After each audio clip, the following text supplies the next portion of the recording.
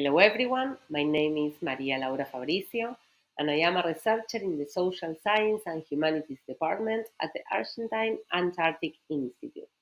In this presentation, I will share some reflections on the Argentine scientific work at Carlini Station in Antarctica and the agreements established with the Armed Forces divers who provide logistical support. Every year, researchers and technicians travel to Carlini stations to conduct fieldwork for different research projects. Armed Forces personnel also arrive in this territory as part of the logistics team. Our objective is to analyze the connections established between researchers and technicians who need to take samples from Potter Cove and the Armed Forces divers who are the only ones authorized to dive in Antarctic waters and, therefore, the only ones who can take the samples. We maintain that establishing agreements and consensus between divers and researchers on how samples should be taken is always complicated because of the different interpretations regarding the technical skills required to take samples, the right time to do so, weather conditions, or the permits to dive in these types of water. These are some of the issues that cause tensions and misunderstandings, but that can also be a source of consensus, community, and collective work. Argentine managed 13 research stations across different regions of Antarctica, 7 permanent and 6 seasonal. Carlini, one of the permanent stations, is located in the northwestern part of the Antarctic Peninsula, in Potter Cove on Isla 25 de Mayo. The Argentine Antarctic Institute is responsible for planning scientific research. The National Antarctic Directorate and the Joint Antarctic Command oversee logistical operations. The latter comprises personnel from the Air Force, Army, and Navy. For this work, we focus on analyzing research projects that necessarily require sampling from Potter Cove and need to coordinate with the navigation and diving area located at the station.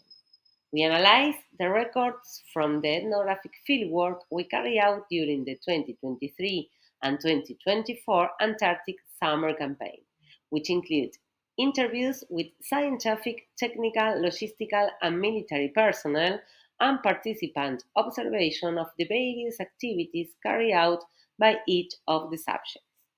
Some of the projects we focus on include sediment analysis, studies of resident mollusks, and monitoring of fish populations, among others. During our fieldwork, we join scientists and technicians in their tasks. We participate in fish censuses, which involve entering the cove aboard a rubber boat driven by an armed forces diver. We also recorded the collection of limpets, which involves two divers entering the cove on foot from the shore, with one of them diving at the points indicating and collecting specimens. We also observed the collection of sediments or water samples from the cove using a device that allows a core sample to be collected. To do this, the divers submerge themselves in the water in the proper depth, insert the device into the sediment, and remove it with the sample. The divers participating in the campaigns are the only ones authorized to perform these maneuvers, meaning that even if a scientist took diving courses and obtained the necessary certifications, they would still not be authorized to do these dives. It is because of that the link between the divers who travel to Carlini Station and the scientific staff is crucial. The divers assigned to each campaign can come from either the Navy or the Army. During our fieldwork, we recorded the ways in which divers describe their experience of working in Antarctica. We also analyzed their motivations for joining the Navy or the Army and then training as divers. When it comes to joining one of the national armed forces, many of them mention having a family member with a military background. They also refer to other reasons, such as playing it safe in order to secure employment. Others referred to promotional activities from one of the armed forces that persuaded them to join. These records allow us to critically examine the military as a social group, moving beyond a priori notions of them as an homogeneous group and ethnographically highlighting the diversity of their trajectories. In relation to their perceptions of what being a diver in Antarctica represents, we've noticed that it is experienced as a desired destination.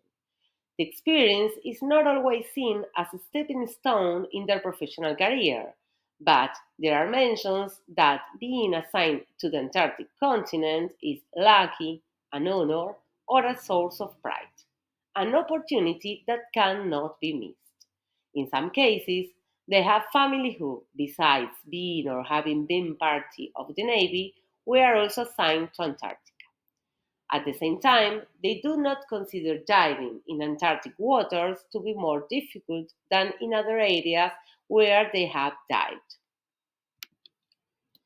In this work, we examine how divers and scientists coordinate the daily planning of field trips to collect research samples. The planning of diving or navigation tasks are arranged according to the requirements of each group. The plan is subject to weather conditions, which may shift at any moment. At times, we observed how plans had to be modified when the weather suddenly worsened, even with the group ready to depart. For this reason, we have noted that on some occasions, agreeing on which day the navigation has to take place has been a subject of debate. For example, at the stations, Sundays are usually the day off, but if the weather conditions promise to be good, the decisions to go out sampling or to rest is the result of an exchange of opinions. Teamwork is vital to going out to sea and collecting the samples needed for research, as well as from the scientific staff's reliance on military personnel. In Antarctica, good relationships and the creation of links that make sampling possible are indispensable. Establishing these relationships requires negotiation. Participants share their views on how samples should be taken, the training involved, and the most suitable times and weather conditions. At the same time, we note that disagreements intensify when samples do not meet expectations or when poor water prevents fieldwork for several days. Conversely, when work progresses smoothly and the samples prove useful, a sense of community emerges among scientists and military personnel who value the collective effort. Living together for months on the Antarctic continent, establishing agreements and developing a common work ethic results in a community where the sense of belonging is linked to the skill learned in the two groups and that occur as a result of inhabiting the Antarctic territory. Scientific and military personnel, who are often considered to be part of dissimilar communities with different languages and values, dialogue, and joint work, produce a sense of community and collective work based on shared meanings and on the importance of the other group's presence in Antarctica for the development of science. This presentation explores the relationship between armed forces and science, a topic that still presents significant gaps in social science research. We highlight the importance of avoiding the homogenizations of the groups involved in the activities under study, the divers and the researchers, and not conceiving them as opposing groups, as might be assumed at first hand. We know that shared work fosters a sense of belonging to a community, the Antarctic community, that unites them in a collective endeavor. Perceptions regarding the reasons for being in Antarctica and engaging in the activities under analysis are intertwined with the agreements and disagreements negotiated within work groups, as well as with the meanings participants attribute to one another's tasks. Thus, we observe that through efforts through efforts to understand the work of others, why study laternolas, how to use a courier, how long one can dive in Antarctic waters, and so on, activities are carried out with the collective in mind. In this sense, being in Antarctica gives a sense of community and of shared effort.